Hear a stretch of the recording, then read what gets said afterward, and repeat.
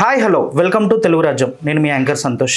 రీసెంట్గా చంద్రహాస్ది తెరకెక్కిన మూవీ బరాబర్ ప్రేమిస్తా మూవీ అసలు ఎలా ఉంది? గుంజి గుంజి గుంజి సాంగ్, కాంట్రవర్సీ సాంగ్ అసలు మూవీకి ఎంత ఇంపాక్ట్ ఇచ్చిందా లేదా, అసలు మూవీ ఎలా ఉంది అని మాట్లాడడానికి మన ముందు ఉన్నారు విజ్ఞాన్ గారు. హాయ్ అన్న, నమస్తే. నమస్తే అన్న, అసలు చంద్రహాస్ మూవీ బరాబర్ ప్రేమిస్తా మూవీ మొన్న రీసెంట్ 1 వీక్ 2 వీక్స్ నుంచి ఆ మూవీ దాని గురించి ఏమొచ్చినా కాంట్రవర్సీ కిందకి వెళ్తుంది. అసలు ఈ పాట ఇంపాక్ట్ మూవీ పైన పడ్డదా లేదా, అసలు మూవీ ఎలా ఉంది? ఒక అందమైన ప్రీ రిలీజ్ ఈవెంట్, తెల్లారితే సినిమా రిలీజ్, అందరూ కలిసి హ్యాపీగా పండగ వాతావరణం, ఏదో అద్భుతాన్ని తీసామన్న కళ అందరి మొహాల్లో కనిపించింది. మరి ఏముంటుందో ఏంటో అనుకున్నాం. హీరో గారు రానే వచ్చారు. గత చరిత్ర చూసుకుంటే పాప మా పిల్లోడు ఎప్పటి నుంచో హీరోగా మంచి ఎదుగుదామని ట్రై చేస్తున్నప్పటికీ, అంటే వాళ్ళ నాన్న కూడా ఒక డైరెక్టర్, యాక్టర్, నిర్మాత కాబట్టి అట్లా ఆ వాతావరణంలో పెరిగిన అబ్బాయి కూడా అలాగే ఉంటాడు.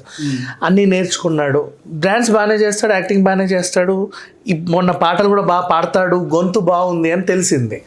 సరే ఏంటా అని చూస్తుంటేనేమో తర్వాత లాస్ట్ ఒక 2 లైన్లు ఇబ్బంది పెట్టాయి. ఆ 2 లైన్లు ఇబ్బంది అందరినీ పెట్టాయి. అక్కడున్న వాళ్ళనే కాకుండా మొత్తం 2 తెలుగు రాష్ట్రాలని పెట్టాయి.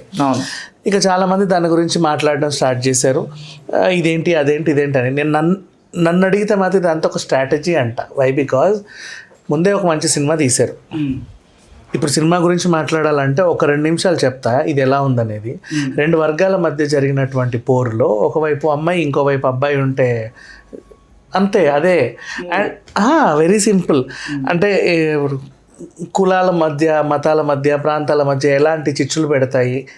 వాళ్ళు అసలు మారాల్సిన అవసరం ఉంది కదా ఇప్పుడు ప్రజెంట్ జనరేషన్కి. ఇంకా కొన్ని పల్లెల్లో అలాంటి వాతావరణమే ఉంది. అట్లాంటి వాళ్ళకి ఒక నీతి లాంటి సినిమా, మంచి సినిమా, అప్పట్లో తేజ గారు తీసేలాంటి సినిమా. అండ్ నెక్స్ట్ ఇక్కడ వాతావరణం నచ్చక కేరళ వెళ్తారు, అక్కడ కూడా అంతకు మించి వాతావరణం ఉంటే మళ్ళీ తిరిగి ఇక్కడికే వచ్చి మనం ఎలాగైనా వీళ్ళలో చైతన్యాన్ని నింపాలి, వీళ్ళని మార్చాలి అనుకుంటారు. మారుస్తారా లేదా అనేది కథ. అంతే, simple story, but beautiful locations, beautiful narration, beautiful screen play, beautiful music, beautiful production values అన్నీ కూడా చాలా బాగున్నాయి. ఒక మంచి సినిమా. నన్ను మనస్ఫూర్తిగా అడిగితే దీనికి నేను 4.5 రేటింగ్ కూడా మనస్ఫూర్తిగా ఇచ్చేస్తా. అంత మంచి సినిమా. ఓకే, ఎక్కడ అసభ్యత, అశ్లీలత కానీ లేదు, ఇబ్బంది పెట్టే డైలాగులు లేవు, ఏం లేవు. Cute and neat movie. ఆర్టిస్టులు కూడా బాగా చేశారు. ఓకే, అండ్ అట్లాంటి సినిమా వీళ్ళు ముందే చూశారు. ఈ టీము ముందు తీసిన తర్వాత ముందు చూసి మనం తీసాం కాబట్టి మనకి ఇలా అనిపించింది, మిగతా వాళ్ళకి ఎలా అనిపిస్తుంది అని చెప్పేసి వాళ్ళందరినీ పిలిచి చూపించారు. చూసిన ప్రతి ఒక్కరు ఇది అద్భుతం, అమోఘం అనడం మొదలుపెట్టారు. వీళ్ళని మనస్ఫూర్తిగా అభినందించే ఉంటారు. ఎందుకంటే ఇప్పుడు మనం చూసాక బాగుంది కాబట్టి అప్పుడు కూడా వాళ్ళకి నచ్చుంటుందిగా. అయితే సినిమా ఇంకా తెల్లారితే రిలీజ్ అవుతుంది. మనతో పాటు 100 సినిమాలు రిలీజ్ అవుతున్నాయి. మరి మన సినిమాని ఎవరు చూస్తాడు? ఆల్రెడీ నా మీద ఇంత ట్రోలింగ్ ఉంది, కానీ ఏదో ఒకటి చేస్తే ఈ మధ్య కాలంలో నెగిటివ్ కాంట్రవర్సీలు బాగా జనాలకు రీచ్ అవుతున్నాయి. యాటిట్యూడ్ స్టార్ అనే పేరు కూడా పడ్డది. ఏదో కాంట్రవర్సీ క్రియేట్ చేస్తే అదన్నే సినిమాకి బూస్టప్ అవుతుందని అనుకొని చేసినటువంటి ప్రయత్నం లాగా నాకు అనిపించింది వాళ్ళు చేసినటువంటి గుంజి గుంజి పాట. అప్పట్లో 5 నెలల క్రితమే రిలీజ్ చేసిన ఈ సాంగ్ని ఇప్పుడు ఏమైందంటే ఆ 2 పదాలు మాత్రమే మార్చాడు అబ్బాయి. కూర్చున్న అతిథులకి కానీ, ఆ ప్రొడక్షన్ వాళ్ళకి కానీ అప్పటి వరకు అవునులే ఇది మన పాటే ఏంటి మన లిరిక్స్ కాదే అంటే వాళ్ళకు కూడా తెలియదా ఈయన మార్చినట్టు?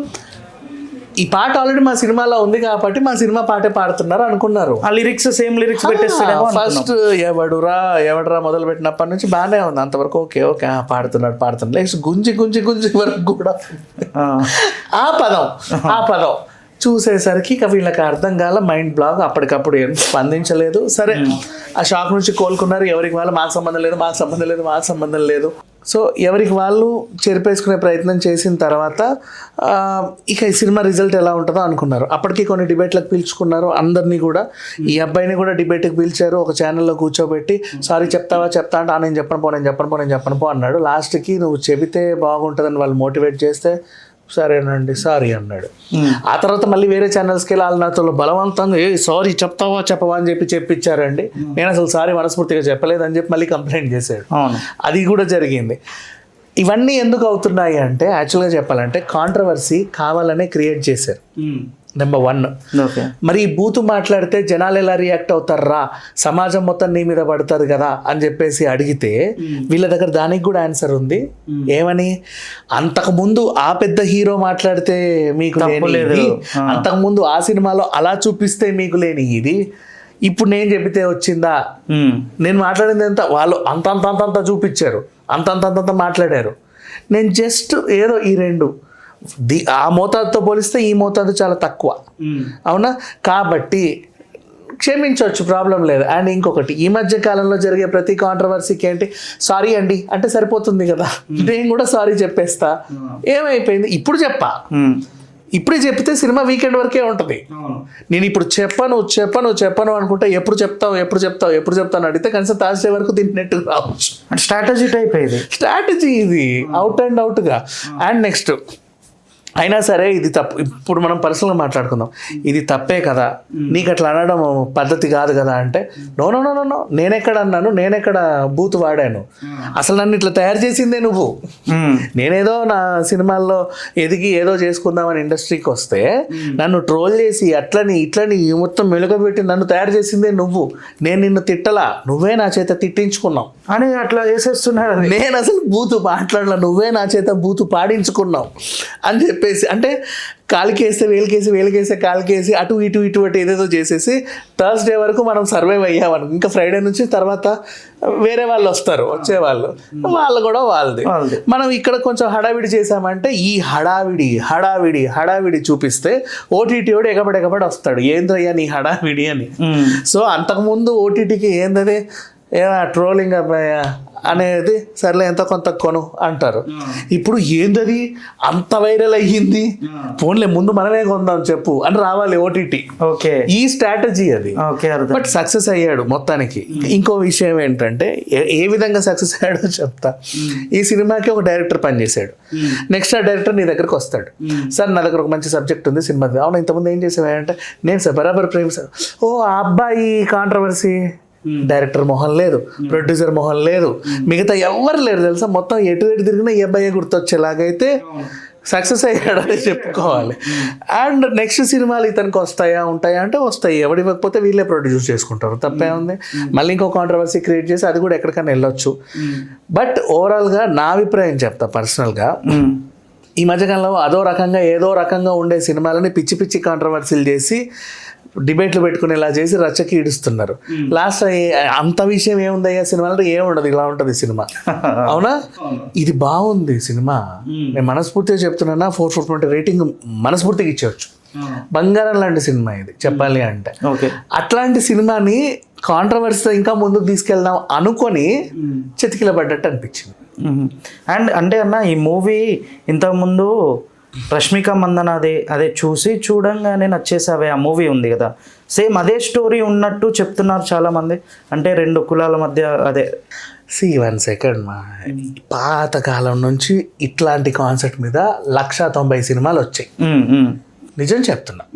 ఇప్పుడు ఎంతెందుకు చూడు, సీరియస్గా కూడా, ఏరా కోడి ఎవరిది, ఆ ఇంటిది దొర అంటే మన ఇంటి మీద వాలిందా నరికేయండి, ఎందుకంటే ఆడికి నీకు పడదు. అవును, అట్లా ఆ ఊరికి కూడా, ఆ ఊర్లో నుంచి ఇటేం వచ్చినా అటు రావద్దు, ఆ ఊరు నుంచి ఇటేం వచ్చినా ఇటు రావద్దు, ఎన్ని చూడలేదు ఇలాంటివి. అవునా, ఇప్పుడు మా ఊరు అమ్మాయి అవతలూరు అబ్బాయిని ప్రేమించిందంటే దీన్ని నరికేయాలి ఇక్కడే, మన ఊరు ఆచారం ప్రకారం. ఇట్లాంటి పిచ్చి ఆచారాలు కట్టుబాట్లు ఇప్పటికీ ఎక్కడెక్కడో ఉన్నాయి. సో వాళ్ళకు ఒక అనువిప్పు లాగా, అంతమించి ఇంకేం లేదు. నిజంగా బాగుంది సినిమా, నాకైతే నిజంగా నచ్చింది. అండ్ ఇంకోటి మనస్ఫూర్తిగా చెప్తున్నా, ఈ అబ్బాయి యాక్టింగ్, డాన్స్, పర్ఫార్మెన్స్ కూడా నిజంగా బాగున్నాయి. ఈ ఒక కాంట్రవర్సీ కొంచెం వేరే రకంగా చేస్తున్నా, పాజిటివ్గా చేస్తున్నా, ఈ సినిమా రిజల్ట్ ఈరోజు ఇంకోలా ఉండేదేమో అనిపించింది. అండ్ ఇంకోటి, మన జర్నలిస్ట్ ఒక తను రియాక్ట్ అయ్యారు కదా, సీరియస్ అయ్యారు, కేసు పెడతాది ఇది కూడా స్ట్రాటజీనా, ఇది రియల్గా జరిగిందంట? అది వాళ్ళ పర్సనల్. ఎందుకంటే నాకు ఇంతకుముందు కూడా ఒక సినిమా మీద ఇలాగే డౌట్ వచ్చింది. ఆ సినిమా ఏదో ఒక ఆవిడ డబ్బులు పంచుతా, థియేటర్లో డబ్బులు గురుస్తాయి అని చెప్పి ఏదో పిచ్చి సినిమా, అది సినిమా పేరు ఏదోలే, నాకు అనవసరం.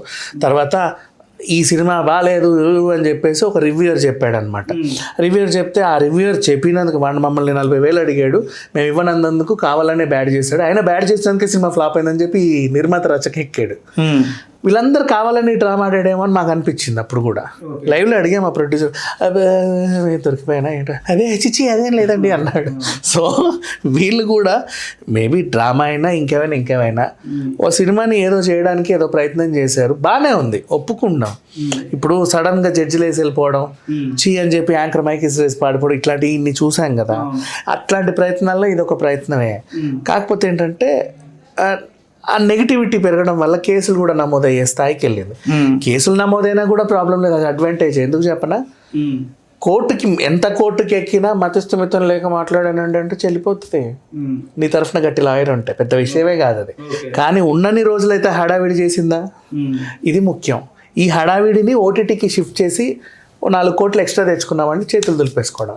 కానీ ఆ డేర్కి మెచ్చుకోవచ్చు అన్న. ముందు పెద్ద పెద్ద ఆర్టిస్టులు ఉన్నారు, జేడి చక్రవర్తి గారు అని చెప్పేసి చాలా మంది పెద్ద ఆర్టిస్టులు. ఆల్రెడీ పాట సినిమాలో ఉంది, ఎవడరా స్టార్ట్ చేయగానే ఓకే నెక్స్ట్ అందరూ ఒకటే కోడితే ముక్కు పగలుగుతారని ఈ అక్క అన్నాడు అక్కడ. అదే ఏంటి ఒక బూత్ డొల్లింది, దీని గురించి ఫైట్ చేద్దాము, సరే నువ్వు ఆ పదాన్ని అక్కడే పెట్టు, పాట అయ్యాక నీ సంగతి చెప్తారు మైండ్లో పెట్టుకుని ఆ పాట నెక్స్ట్ లిరిక్స్ గుంజి అని చెప్పేసి అమ్మో అక్కడికి తీసుకెళ్ళి పెట్టాడు.